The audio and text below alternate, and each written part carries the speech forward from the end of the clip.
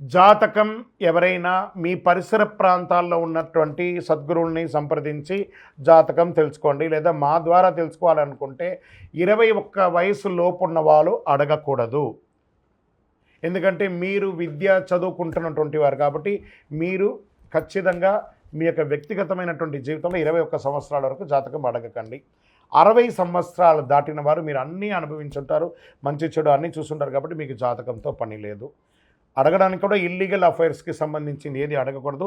నాకు అప్పులు బాగా ఉన్నాయి జాతకం చెప్పనంటే ఎవరు చెప్పరండి. మీ అప్పులు తీసుకున్న చోట ఖచ్చితంగా కష్టపడి ఇవ్వండి. అదొకటే జాతకానికి ఉన్నది. రైట్. ఇప్పుడు మేషరాశి.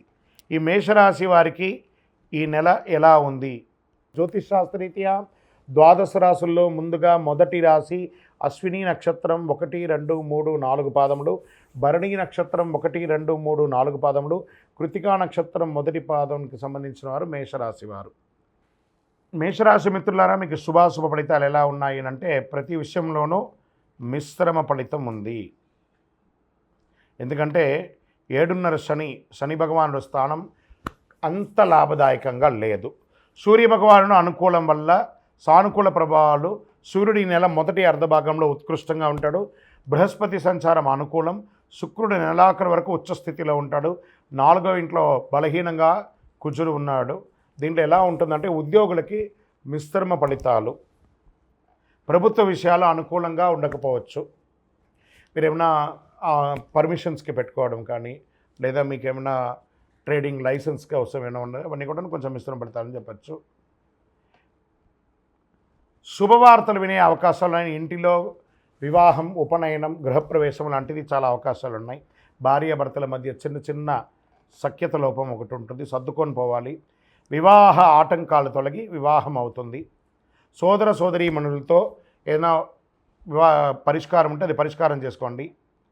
ఇల్లు మరియు వాహన నిర్వహణ ఖర్చులు చాలా పెరుగుతాయి. మీ యొక్క వ్యక్తిగత శత్రువులు ఈ నెల చివరిలో మీకు అంతరాయం కలిగించే అవకాశాలు ఉన్నాయి, జాగ్రత్త పడండి. వ్యాపారం, అమ్మకాలంతా కూడా అంతంత మాత్రమే చెప్పచ్చు, గొప్పగా ఉంటుందని కూడా చెప్పలేచ్చు. కాస్త ప్రతిచర్య కూడా ఉంటుంది. తోటి వ్యాపారాల ద్వారా పరోక్ష అవాంతరాలు కూడా ఉన్నప్పటికీ జాగ్రత్త పడండి. మహిళలు కుటుంబాన్ని నిర్వహించే వాళ్ళకి చిన్న చిన్న సమస్యలు ఉంటుంది. ఐటీ రంగం వారికి బాగా స్ట్రెస్ ఉంటుందని కూడా చెప్పచ్చు. విద్యార్థులు చాలా శ్రమపడాలి. విదేశీయ విద్య, వీసా, H1B వీసాలు ఇలాంటివన్నీ ఉంటుంది కదా, ఇవన్నీ ఉన్నత విద్య కోసం వెళ్ళాలనుకున్న వాళ్ళకి, ఉన్నత విద్య అభ్యసించాలనుకున్న వాళ్ళకి కాస్త మిశ్రమం చెప్పచ్చు. ఆరోగ్యం, వాతావరణ మార్పిడి వల్ల ఆరోగ్యం హెచ్చుతగ్గులుగా అయ్యే అవకాశం ఉన్నాయి. వేడిగాళ్ళు, చలి మరియు జ్వరం ప్రభావాలు, బలహీనత ఏర్పడవచ్చు. గుండె లేదా ఛాతీ సమస్యలు ఉన్నవారు ఈ నెల జాగ్రత్తగా ఉండాలి. డాక్టర్ దగ్గరికి వెళ్ళి ఒకసారి మాస్టర్ చెకప్ చేసుకోండి. రక్త సంబంధిత సమస్యలు తలెత్తే అవకాశాలు ఉన్నాయి. రాజకీయ నాయకులు ఎంత వీలుంటే అంత సైలెంట్గా ఉండండి. మిశ్రమం, తస్మాత్ జాగ్రత్త రాజకీయ నాయకులారా. ఇది షేర్ మార్కెట్ అసలు ముట్టుకోకుండా ఉంటే ఇంకా మంచిదని చెప్పచ్చు. వ్యవసాయదారులకి బాగా ఉంటుంది, పర్లేదు. మీడియా రంగం వారికి కాస్త మిశ్రమం. ఇంకా స్పోర్ట్స్ వారికి ఈ నెల కొంచెం అనుకూలంగా ఉందని కూడా చెప్పవచ్చు అండి. సర్వీస్ సెక్టార్లో ఉన్న వాళ్ళకి బాగుందని చెప్పచ్చు. ఈ నెల మొత్తం లక్కీ డేస్ అని తీసుకుంటే మే నెల 2వ తారీఖున, 5వ తారీఖున, 8వ తారీఖున, 11వ తారీఖున మీకు చాలా బాగుంటుంది. ఈ నెల మీరు లక్కీ నెంబర్గా ఉపయోగించుకునే నెంబర్లు 5 మరియు 7 అని చెప్పచ్చు. చంద్రాష్టమం మే నెల 13వ తారీఖున తెల్లవారుజామున నుండి 14 వరకు మిడ్నైట్ వరకు చంద్రాష్టమం ఉంటుంది. ఈ యొక్క 2.5 రోజుల్లో సంతకాలు పెట్టడము, ఎవరితోనైనా మాట్లాడడము, వాహనం నడిపేటప్పుడు చేయడము, ఇవన్నీ కూడా చాలా జాగ్రత్త పడండి. సరే, మరి దీనికి పరిహారం ఏమైనా ఉందంటే కొబ్బరి నూనెతో గణపతి దేవాలయంలో దీపం వెలిగించండి. గరికతో మాల వేయండి.